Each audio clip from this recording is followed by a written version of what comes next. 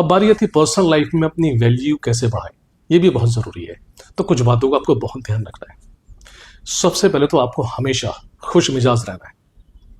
आपके चेहरे पे 50 करोड़ की स्माइल होनी चाहिए। लोग आपको तभी पसंद करेंगे, तभी आपको वैल्यू देंगे कि अगर आप उनके स्ट्रेस रिलीवर हैं तो। अगर आपकी मुस्कुराहट से आपको देखते उनका स्ट्रेस दूर हो जाता है तो आपकी कीमत बढ़ती है। दूसरा, कपड़े अच्छे पहने, फिटिंग के पहने, महंगे नहीं, अच्छे पहने, फिटिंग के पहने। उन कपड़ों से जो है पॉजिटिविटी आए। अक्सर लोग क्या करते हैं कि नॉर्मल तरीके से रहते हैं, बेल्ट बहुत पुरानी हो जाती है, जूते घिसे पिटे होते हैं, बाल भी ऐसी हो जाते हैं। आप क्योंकि आप पर्सनली मिलने जा रहे हैं, उन्हीं के पास तो नहीं, नहीं ऐसा नहीं करना है। दरअसल ये चीज़ बहुत पॉजिटिव करती है और ये दर्शाती है कि आप बहुत हाइजेनिक हैं, आप स्टाइलिश हैं, आप पॉजिटिव हैं, आप कामयाब हैं। तीसरी बात यह है कि जब तक आपसे पूछा ना जाए आपको बात में इन्वॉल्व नहीं होना है। अक्सर ये होता है ना कि जहाँ गप्पे वप्पे चल रही होती हैं आप भी कूद पड़ते हैं, ये वो ऐसा वो सब, ये नहीं करना है।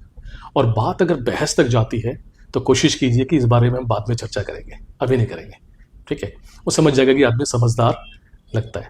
थोड़ा बहुत आपको हेल्पिंग भी रहना है, जो भी आपकी हैसियत है, जितने भी आपकी क्या कहते हैं वो वैल्यू है, उसके हिसाब से मना किसी को नहीं करना है, अच्छे से जज करना है। और सबसे बड़ी बात कि आपको बहुत ज़्यादा एमिएबल और मिलनसार रहना है, ये बहुत ज़रूरी है। इससे लोग आपको पसंद करना शुरू कर देंगे। और एक कम्युनिकेशन स्किल्स की मैं आपको बात बताता हूँ, बहुत ज़रूरी है कि जब मैं किसी से मिलता हूँ तो मुझसे घंटों घंटे लोग क्यों बात कर लेते हैं किसी भी मैटर में, इसलिए कि मैं ज़्यादा चुप रहता हूँ, उनको सुनता हूँ और उनके हिसाब से बात करता हूँ।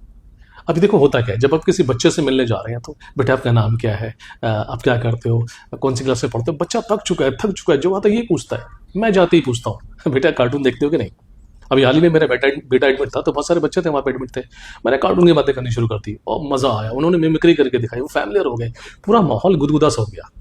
वहीं अगर आप बड़े और बूढ़ों से मिलो तो उनसे उनका एक्सपीरियंस पूछो, वो खुश होकर बताएंगे, अच्छा लगेगा। उनसे धार्मिक बातें करो, ये ज़रूरी है। वहीं अगर आप किसी टीनेजर से मिलते हैं तो उनके जोनर की बात करें, ठीक है, क्या चल रहा है, कैसा चल रहा है, कोई गर्लफ्रेंड है कि नहीं, शादी कब करोगे, करियर क्या है, करियर है कि ठीक है आगे क्या करना है, लाइफ मस्त जी रहे हो कि नहीं, इस तरीके से।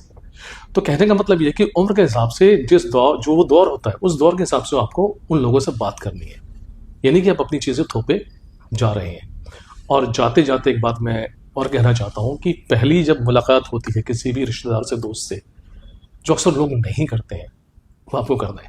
हम क्या करते हैं, हाय कैसा है तू, सब ठीक है ना, ठीक है, हाय अंकल कैसे हो, नहीं नहीं नहीं, ये तो होता ही है। आपको ये पूछना है कि पापा कैसे हैं, मम्मी कैसी है। अगर आपको ये भी जानकारी है कि उनकी लाइफ में कुछ गड़बड़ चल रही तो वो भी हालचाल आप पूछ सकते हैं और आप कह सकते हैं मैं हूं ना। ये सब चीज़ें होती हैं, ठीक है। तो ये छोटी छोटी बातों का आप ध्यान रखेंगे ना तो लोग आपसे पक्का इंप्रेस होंगे। हाँ, दो बातें मैं और कहना भूल गया कि ऐसी कोई बात ना करें जिससे कि उनके आत्मसम्मान को ठेस पहुंचे। इस बात का बहुत ध्यान रखना होता है। कई बार वो आपसे नीचे होते हैं, उतना उनका लेवल नहीं होता है और ज़्यादातर लोग क्या करते हैं ऐसे में एटीट्यूड में आए तो डोमिनेंट हो जाते हैं। नहीं, ये नहीं करना है।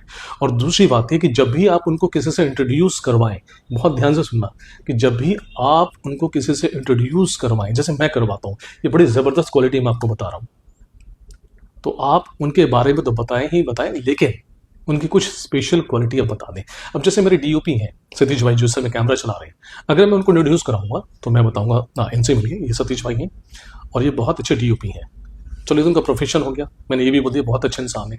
लेकिन इनके बारे में 3 खास बातें हैं। अब जैसे आप बोलेंगे 3 खास बातें हैं तो जो सुन रहा है उसको यार एक्साइटमेंट हो जाएगी, 3 खास बातें।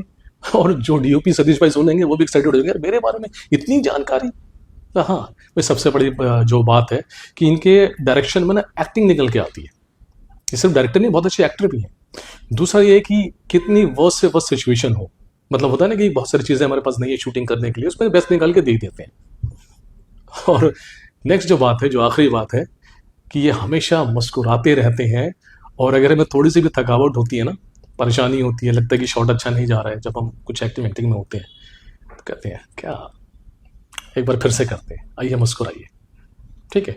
तो जब ये 3-4 क्वालिटी वो सुन लेंगे तो घर जाके सोचेंगे अरे बाप रे, ये बड़े अच्छे से ऑब्जर्व किया। और जो सुन के गया है वो भी कहेगा अरे बाप रे, क्या कमाल का बंदा था। तो सतीश भाई भी कहीं ना कहीं फिर बाद में जाके आपकी तारीफ ही करेंगे, और जेन्युइन तारीफ होनी चाहिए। समझे बात आई? इस समय मैं आपसे मुस्कुरा के बात कर रहा हूँ, ओके।